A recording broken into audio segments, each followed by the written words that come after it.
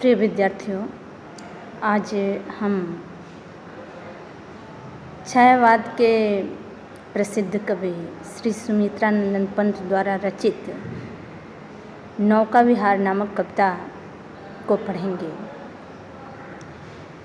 इस पाठ को पढ़ने से पहले इस पाठ की जो खासियत है उसको जान लेते हैं। प्यारे बच्चों, जैसा कि आप जानते हैं कि सुमित्रानंद पंत को प्रकृति का सुकुमार कवि कहा जाता है। इसका कारण यह है कि उन्होंने अपनी रचनाओं में प्रकृति का इतना सुंदर, इतना सुकोमल चित्रण किया है कि उनको एक उपनाम भी दे दिया गया, प्रकृति का सुकुमार कवि। पंत जी छायावाद के आधार स्तंभ कवियों में से एक हैं। उन्होंने बहुत सी रचनाएं की, बहुत सी कविताएं लिखी। पंत जी छायावाद के भी कवि कहे जाते हैं और छायावाद के बाद छायावाद उत्तर काल यानी प्रगतिवाद, उनकी बहुत सी रचनाएं प्रगतिवादी भी हैं, लेकिन मुख्य रूप से वो छायावादी कवि हैं।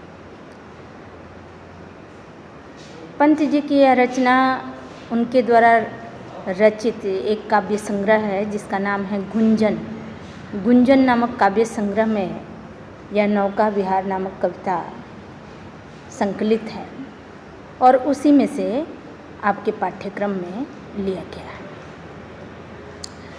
नौका विहार में कवि ने गर्मी के महीने में अपनी मित्र मंडली के साथ गंगा नदी में नौका विहार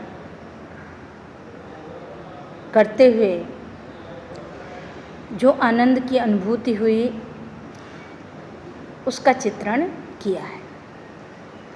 यह कविता 1932 में प्रकाशित हुई थी। तो अब हम इस कविता का भाव देखेंगे, इसकी व्याख्या देखेंगे। इस कविता में कवि ने प्रकृति का बहुत सुंदर चित्रण किया है और जैसा कि छायावादी काव्य की विशेषता है और द्विवेदी योगीन काव्य की भी विशेषता रही है, प्रकृति का मानवीकरण, यानी प्रकृति को बिल्कुल मानव के रूप में दर्शाया गया है, प्रकृति का मानवीकरण कर दिया गया है। तो छायावादी काव्य की जो विशेषता है कि भाषा बिल्कुल संस्कृत निष्ठ है या तत्संप्रधान है, तो उसी तरह की भाषा है। छंद इसमें स्वच्छंद है, यानी बिल्कुल किसी नियम में बंधा हुआ नहीं है, स्वच्छंद है। छंद भाषा बिल्कुल तत्संप्रधान या शुद्ध साहित्यिक खड़ी बोली है, खड़ी बोली हिंदी है। और अलंकारों की दृष्टि से कई अलंकार हैं, जैसे मानवीकरण तो मुख्य रूप से है, अनुप्रास, उपमा, पुनरुक्ति, प्रकाश अलंकार, अनेक अलंकार हैं इसमें। रस की दृष्टि से शांत रस है, प्रकृति के शांत मनोरम वातावरण का चित्रण किया गया है इसमें, तो रस की दृष्टि से इसमें शांत रस है। और रूपक अलंकार भी है। ग्रीष्मकालीन गंगा को एक तन्वंगी नायिका के रूप में, अर्थात एक छरहरी नायिका के रूप में दर्शाया गया है। अब इसका भाव देखेंगे या इसकी व्याख्या देखेंगे। देखें, शांत स्निग्ध ज्योत्स्ना उज्ज्वल, अपलक अनंत नीरव भूतल, सैकत सैया पर दुग्ध धवल, तन्वंगी गंगा ग्रीष्म विरल, लेटी हैं श्रांत क्लांत निश्चल। गंगा नदी का जो दृश्य है, गंगा में विहार करने से पूर्व के दृश्य का चित्रण कवि ने इसमें किया है कि बिल्कुल स्वच्छ चांदनी रात्रि है, शांत स्निग्ध ज्योत्स्ना उज्ज्वल, उज्ज्वल यानी सफ़ेद, ज्योत्स्ना यानी चांदनी रात, स्निग्ध यानी कोमल, शांत यानी बिल्कुल शांत वातावरण है। ग्रीष्म काल है, गर्मी का महीना है, चांदनी रात्रि है, एकदम स्वच्छ चांदनी रात्रि चारों ओर छिटकी हुई है, बिछी हुई है। मृदुल कोमल चांदनी जो है चारों तरफ छिटकी हुई है, बिल्कुल शांत वातावरण है। अपलक अनंत नीरव भूतल, अपलक यानी एकटक बिना पलक झपकाए, अनंत यानी आकाश, नीरव यानी शब्द रहित, भूतल यानी धरती। आकाश शब्द रहित धरा को एकटक देख रहा है। सैकत सया पर दुग्ध धवल, सैकत यानी रेत। ग्रीष्मकालीन गंगा को, जैसा कि मैंने बताया था पहले भी, कि कवि ने एक तनवंगी नायिका के रूप में या एक दुबली पतली छरहरी नायिका के रूप में दर्शाया है। चूँकि गर्मी के महीने में गंगा की धारा बिल्कुल पतली सी हो जाती हैं, इसलिए जो है गंगा को एक तनवंगी नायिका के रूप में दर्शाया है। तो रूपक अलंकार भी है और मानवीकरण भी है कि सैकत सया पर दुग्ध धवल तनवंगी गंगा ग्रीष्म विरल, लेटी हैं श्रांत क्लांत निश्चल।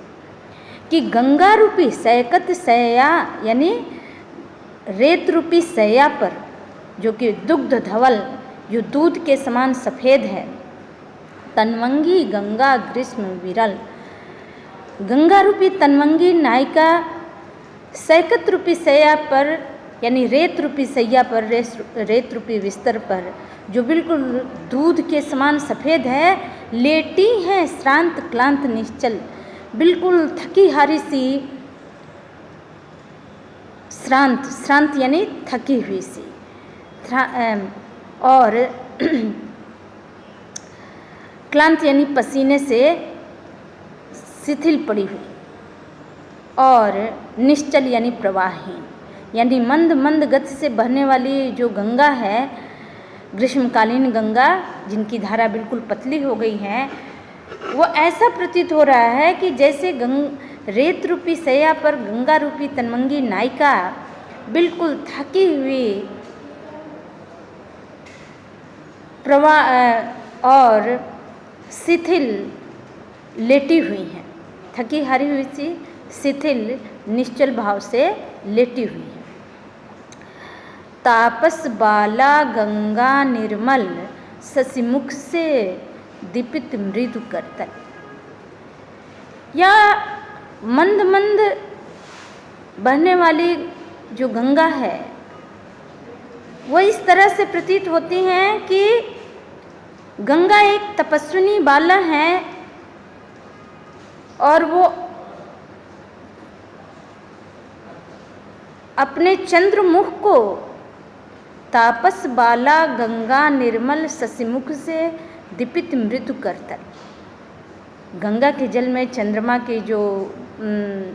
का जो प्रतिबिंब पड़ रहा है, ऐसा प्रतीत कवि ने उसे गंगा रूपी नायिका के मुख के रूप में दिखाया है कि गंगा रूपी जो तपस्विनी बाला हैं वो अपने चंद्रमुख को अपने ही हथेलियों में मृदु करतल, मृदु यानी कोमल, करतल यानी हथेली, मृदु करतल अपनी ही हथेलियों में छिपाकर लेटी हुई है। फिर से ऊपर से इसका अर्थ देखेंगे कि बिल्कुल शांत स्निग्ध ज्योत्सना उज्ज्वल, बिल्कुल स्वच्छ चांदनी रात्रि है, चारों तरफ स्वच्छ चांदनी रात्रि बिछी हुई है। आकाश एक टक इस भूतल को, इस शब्द रहित धरा को देख रहा है। ग्रीष्मकालीन गंगा रेत रूपी सैया पर बिल्कुल थकी हारी सी निश्चल भाव से लेटी हुई हैं। गंगा रूपी तनवंगी नायिका सैकत सैया यानी दुग्ध धवल, दूध के समान सफ़ेद रेत रूपी सैया पर ग्रीष्मकालीन गंगा एक तनवंगी नायिका के रूप में बिल्कुल थकी हारी सी निश्चल भाव से लेटी हैं, श्रांत क्लांत निश्चल लेटी हुई हैं। तापस बाला गंगा निर्मल, शशिमुख से दीपित मृदु करतल, लहरे उर पर कोमल कुंतल। एक दूसरे ढंग का चित्रण कवि करता है, या फिर ऐसा लगता है कि गंगा एक तपस्विनी बाला है, चंद्रमा का प्रतिबिंब जो गंगा के जल में पड़ रहा है, ऐसा प्रतीत हो रहा है कि जैसे वो गंगा रूपी तपस्विनी बाला का मुख हो, तो वे अपने मुख को अपने कोमल हथेलियों में छिपा करके लेटी हुई हैं। लहरें उर पर कोमल कुंतल, और जो जल में हवा के माध्यम से जल में लहरें उत्पन्न हो रही हैं, वो टेढ़ी मेढ़ी लहरें ऐसे दिखाई दे रही हैं जैसे उस तपस्विनी बाला के कोमल कुंतल, कुंतल यानी केस, बाल, कि उनके बाल जो है उनके वक्षस्थल पर, उनके हृदय पर लहरें उर पर कोमल कुंतल, कि जो टेढ़ी मेढ़ी लहरें जल में उत्पन्न हो रही हैं, ऐसा प्रतीत हो रहा है कि गंगा रूपी तपस्विनी बाला के कोमल बाल उनके हृदय पर लहरा रहे हैं। गोरे अंगों पर सिहर सिहर लहराता तार तरल सुंदर, चंचल अंचल सा नीलांबर। एक और कल्पना कवि ने किया है कि गंगा रूपी जो तपस्विनी बाला है, उस तपस्विनी बाला के ऊपर चंचल अंचल सा नीलांबर। गंगा के जल में जब नीले आकाश का प्रतिबिंब पड़ता है और हवा के माध्यम से जब जल में लहरें उत्पन्न हो रही हैं, तो ऐसा प्रतीत हो रहा है कि गंगा रूपी तपस्विनी बाला ने जो वस्त्र धारण किया है, वो वस्त्र ही उनके चंचल आंचल के रूप में, लहरों के रूप में लहरा रहा है। ठीक है, फिर से, गोरे अंगों पर सिहर सिहर लहराता तार तरल सुंदर, कि चंचल अंचल सा नीलांबर।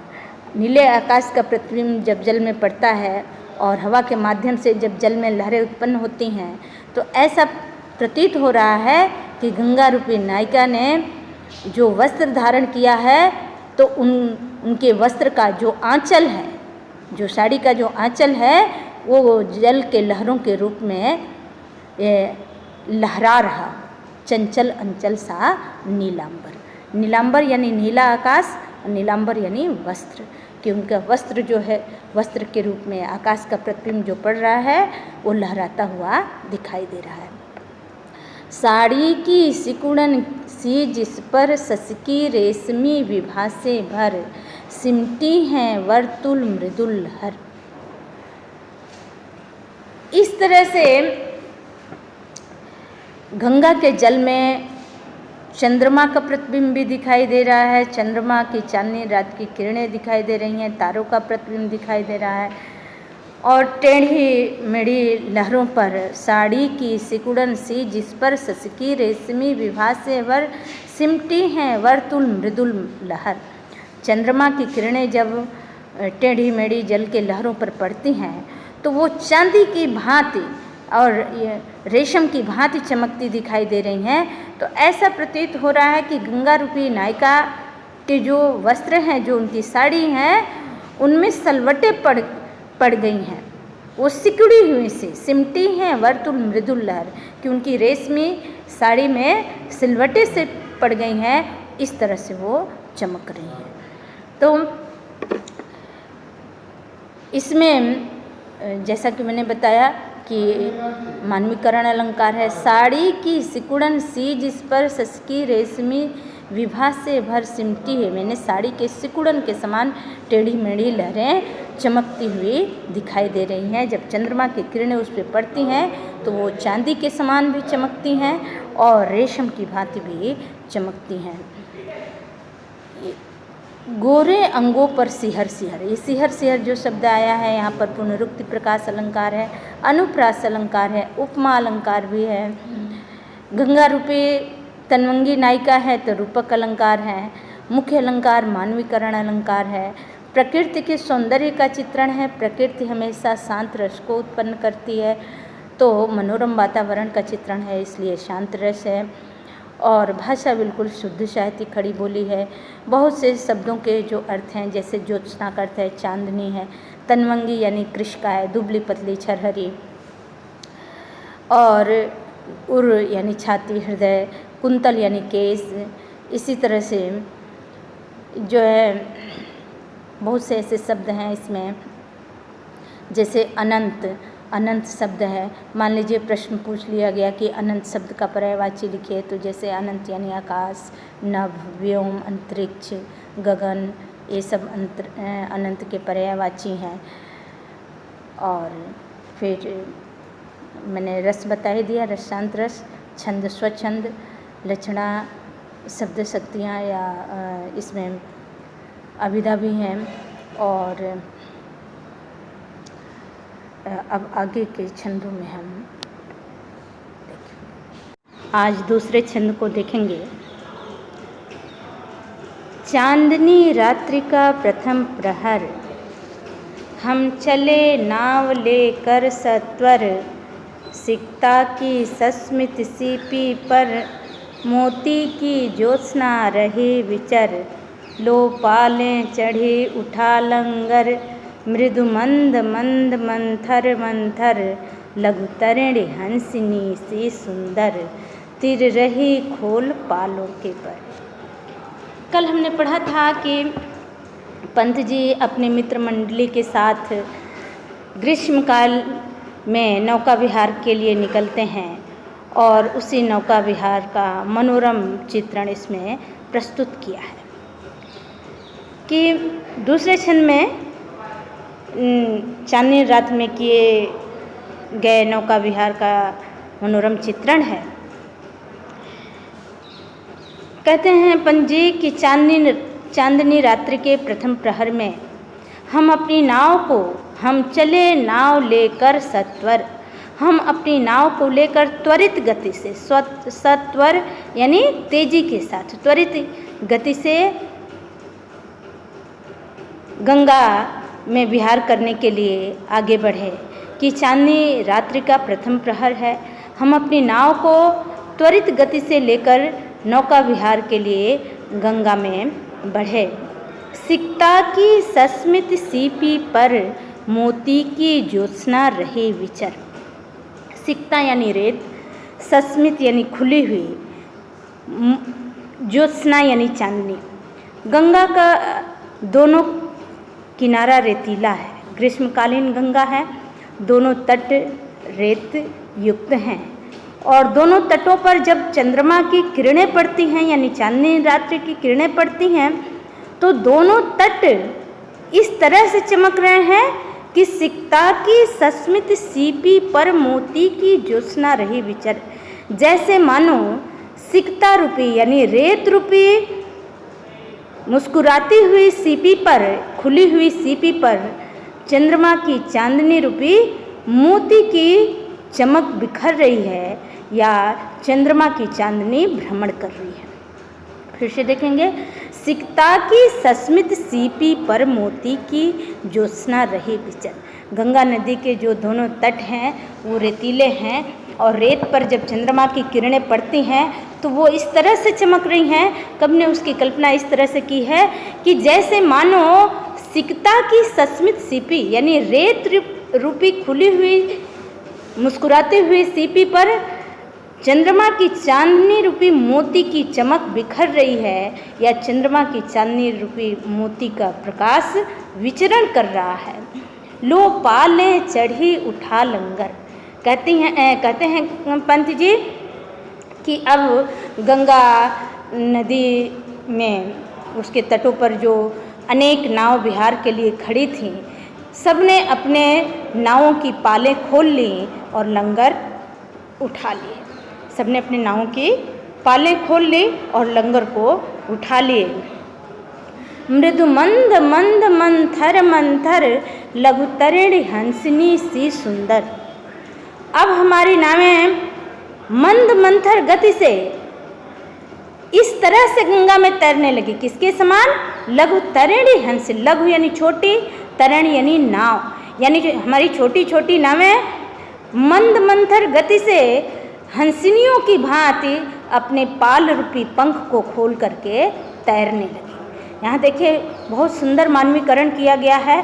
कई अलंकार हैं इसमें, जैसे मंद मंद, मंथर मंथर जो शब्दाएँ हैं इसमें पुनरुक्ति प्रकाश अलंकार है। फिर इसमें अनुप्रास का बेहतर उदाहरण है ये लघु तरिणी हंसिनी सी सुंदर।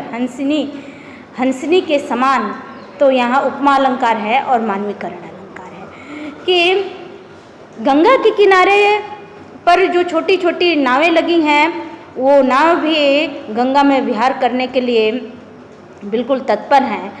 तो सबने अपनी नावों की पाले खोल ली और लंगर उठा लिया, और पाले खुलते ही सभी नावें मृदु मंद मंद मंद मंथर गति से इस तरह से गंगा में तैरने लगी, किसके समान? लघु तरिणी, वो छोटी छोटी नावें सुंदर हंसिनियों की भांति गंगा में अपने पाल रूपी पंख को खोलकर तैरने लगी। निश्चल जल के शुचि दर्पण पर रजत हो, निश्चल जल के शुचि दर्पण पर बिंबित हो रजत पुलिन निर्भर, दोहरे ऊंचे लगते क्षण भर। गंगा का जल बिल्कुल शांत है, क्योंकि ग्रीष्मकालीन गंगा है इसलिए बहाव तेज नहीं है।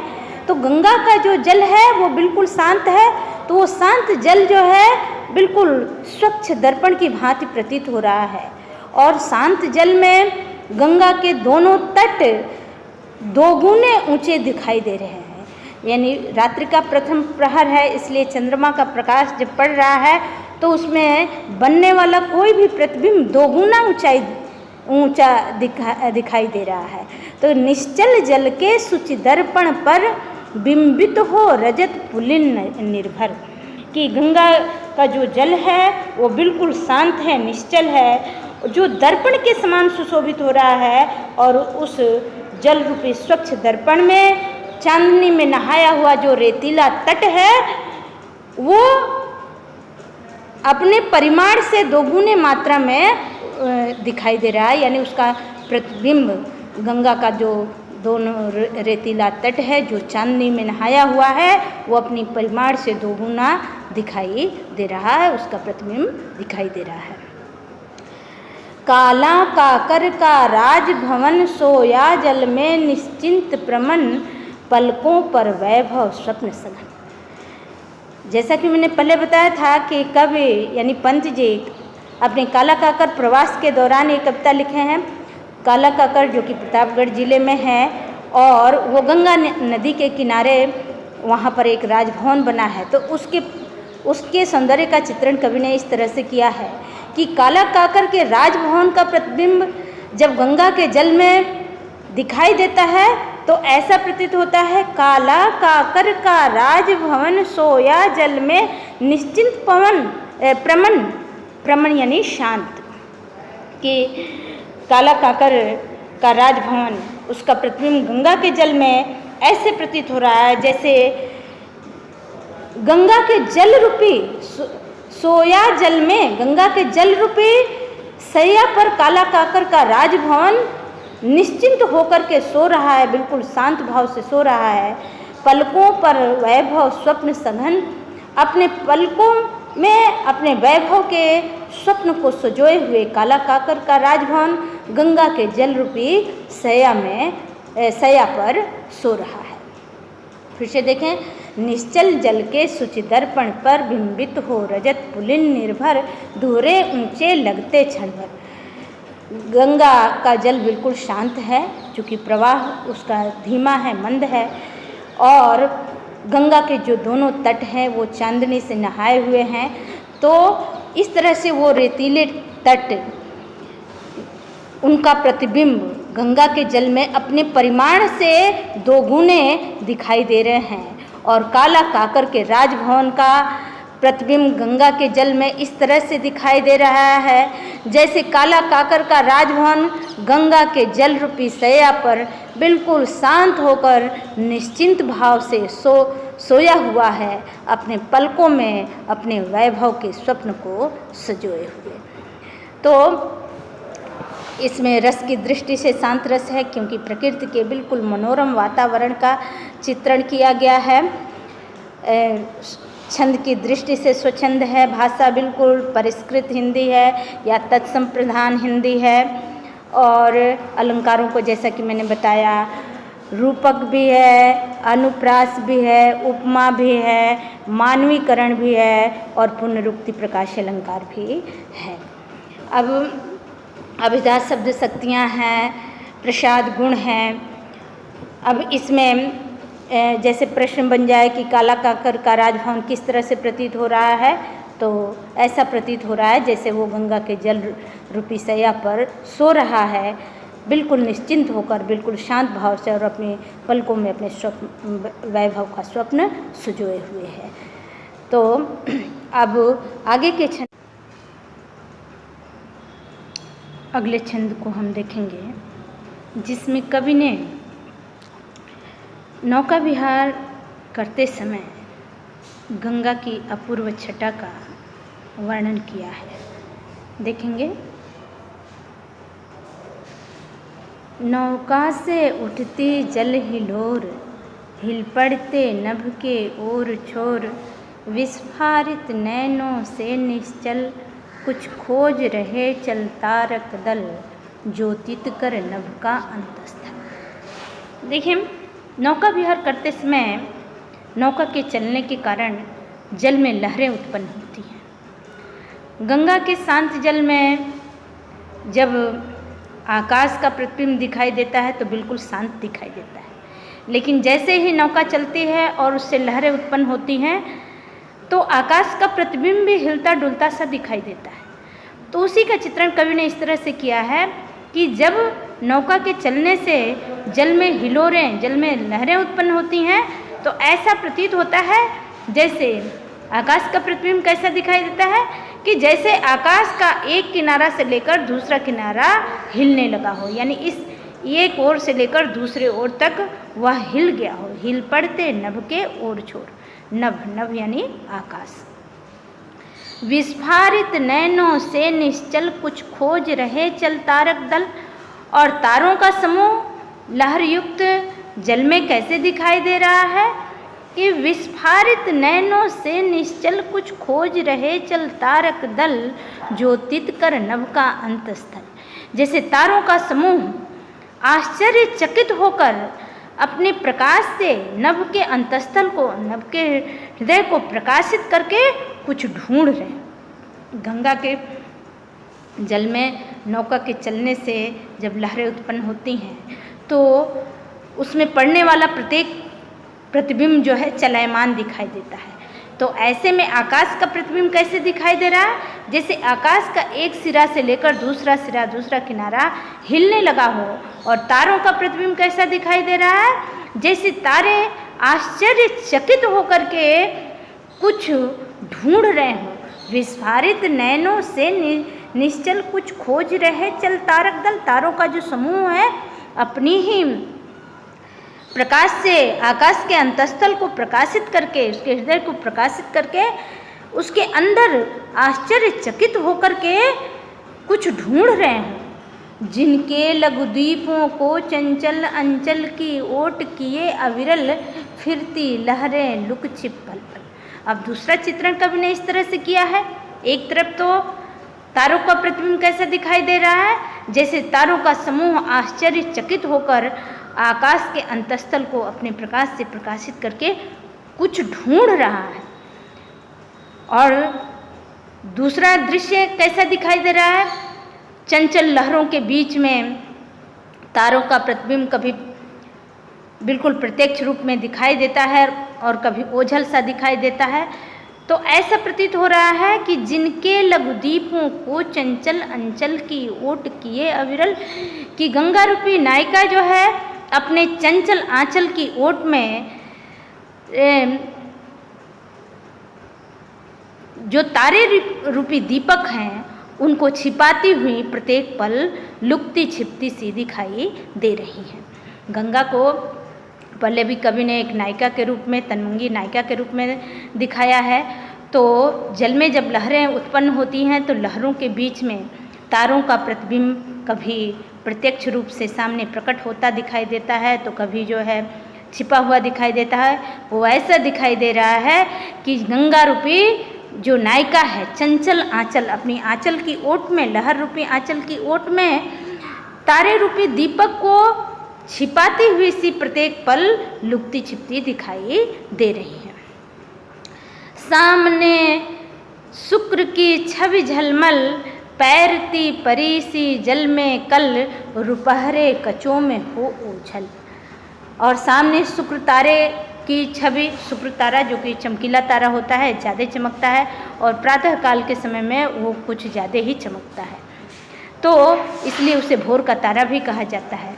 तो यहाँ पर शुक्र तारे की छवि का चित्रण कवि इस तरह से कर रहा है कि सामने शुक्र की छवि झलमल, शुक्र तारे की चमकती हुई झिलमिलाती हुई जो छवि है गंगा के जल में कैसे दिखाई दे रही है। पैरती, यहाँ पैरती का अर्थ है तैरती, कि जल में कोई जलपरी तैर रही हो। पैरती परीसी जल में कल कि जलपरी के समान शुक्र तारे की छवि जल के अंदर तैरती हुई सी दिखाई दे रही है। और रुपहरे कचों में हो जल, और कभी कभी वो लहरों के बीच छिप जाती है और कभी प्रकट हो जाती है। तो ऐसा प्रतीत होता है कि वह जलपरी अपने रुपहरे, अपने श्वेत कचों में, बाल में या अपने सुनहले बालों में छुपती हुई सी दिखाई दे रही है। रुपहरे कच, कच यानी केस, बाल, कि कभी कभी शुक्र तारे की छवि प्रकट होती सी दिखाई दे रही है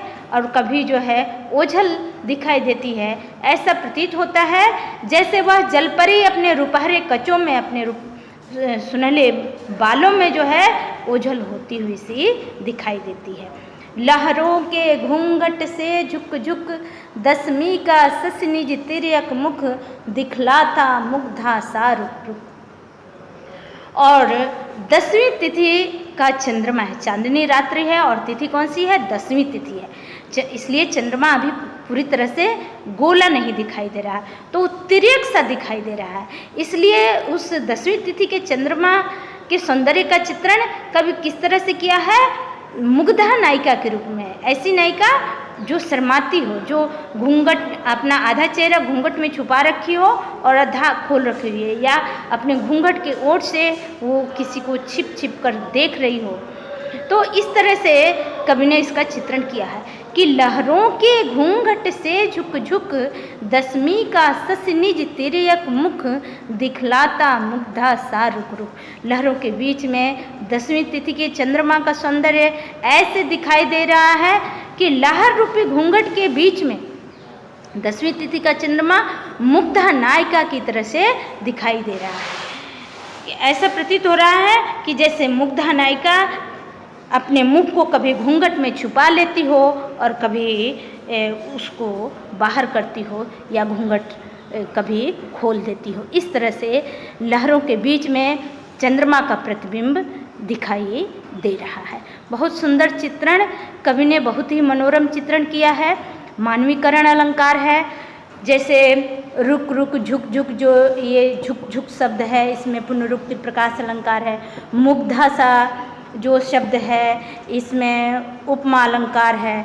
तो पुनरुक्ति प्रकाश, जैसे पल पल, झुक झुक, रुक रुक, ऐसे शब्दों में पुनरुक्ति प्रकाश अलंकार है। अनुप्रास का बेहतर उदाहरण है। पैरती परीसी, इसमें उपमा अलंकार है। मुग्धासा में उपमा अलंकार है। इस तरह से और मुख्य अलंकारों के रूप में जो है मानवीकरण अलंकार है और रूपक भी है कि गंगा रूपी नायिका जो है अपने लहर रूपी घूंघट के बीच में, लहर रूपी आंचल के ओट में जो है तारों को, तारे रूपी दीपक को छिपाती हुई सी प्रतीत हो रही है। तो इस तरह से रूपक अलंकार भी है। रस की दृष्टि से इसमें जो है श्रृंगार भी है, शांत भी है। श्रृंगार इसलिए कि ऐसे दृश्य को देख करके मन में एक प्रेम का भाव उत्पन्न होता है। और शांत रस भी है क्योंकि बहुत मनोरम वातावरण है, मन के अंदर एकदम सुकून की अनुभूति होती है, इसलिए शांत रस भी है।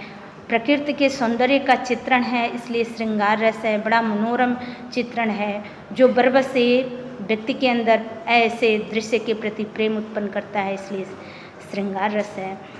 भाषा बिल्कुल तत्संप्रधान है या संस्कृत निष्ठ हिंदी है। और जैसे कुछ कठिन शब्दों के अर्थ देख लें, जैसे कच, कच यानी केस हो गया, ओझल यानी गायब हो गया। पैरती का अर्थ है पैरती यानी तैरती हो गया। इसी तरह से रुपहरे, रुपहरे कचों में हो ओझल, रुपहरे का अर्थ है श्वेत। और तारक, तारक का अर्थ है तारे। अब आगे के छंदों को हम अगले वीडियो में